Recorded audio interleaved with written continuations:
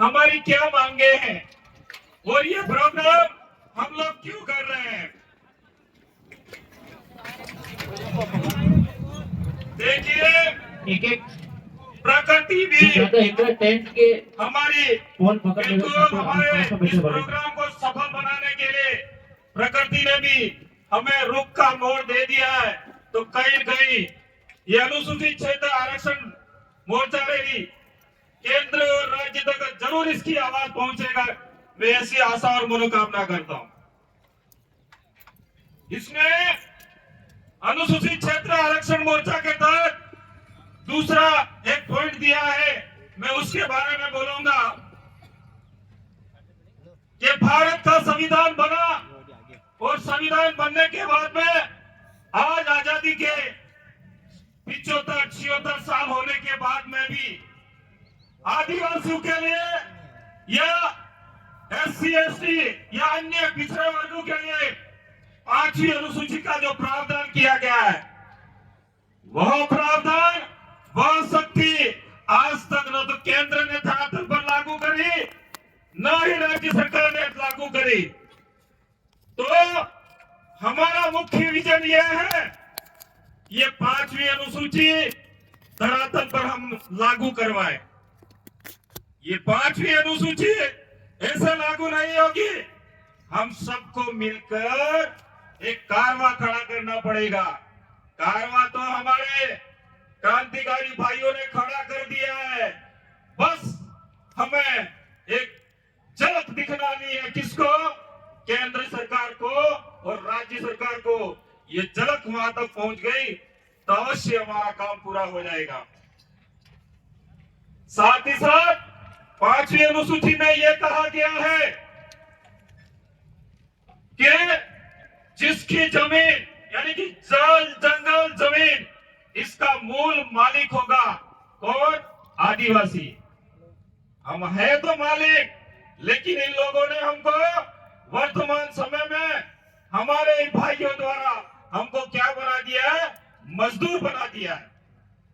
और सबसे ज्यादा मजदूर हमारे भाइयों को बनाने वाली एक बीमारी चल रही है पूरे राष्ट्र में, RSS।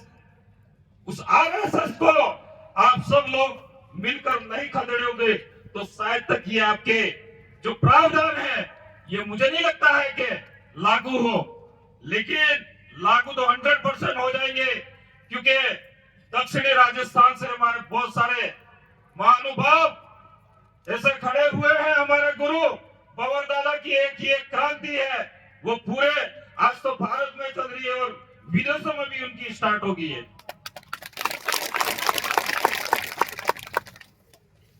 पांचवी अनुसूची में कहा गया है कि आदिवासियों की जमीनों से निकलने वाली कीमती धातु, सोना हो, चांदी हो, बॉक्साइट हो, कोयला हो, एल्यूमिनियम हो, उस पर 100% कब्जा आदिवासियों का होगा।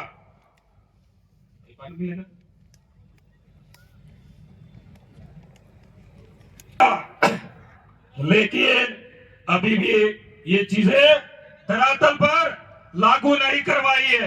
किसने नहीं करवाई? इन सरकारों ने नहीं करवाई। जो भी सरकारें बारी बारी से गई, लेकिन हमारी 5वीं अनुसूची धरातल पर लागू नहीं करी। जल जंगल जमीन से निकलने वाला, हमारी जमीन से निकलने वाला सोना चांदी, उस पर अगर हमारा हक 100% मिल जाता है तो आदिवासी लोग हम गरीब नहीं हो सकते हैं। लेकिन गरीब इन मूर्ख दोनों पार्टियों ने हमको बनाया है। तो सबसे पहला काम करना होगा, इन पार्टियों को दक्षिणी राजस्थान से उखाड़ के फेंक दो और हमारी 5वीं अनुसूची धरातल पर लागू करवानी होगी। उसी बिंदु पर मैं आऊंगा। 5वीं अनुसूची के तहत जिला स्तर पर जो भर्तियां होती है, जिला स्तर पर जो भर्तियां होती है, उसके अनुसार राज्य में और केंद्र में हमें आरक्षण मिलना चाहिए। ये आवाज हम सब लोगों को उठानी होगी। साथ ही साथ TSP एरिया में या अनुसूचित क्षेत्र में 12% का जो आरक्षण है, वो अनुसूचित क्षेत्र को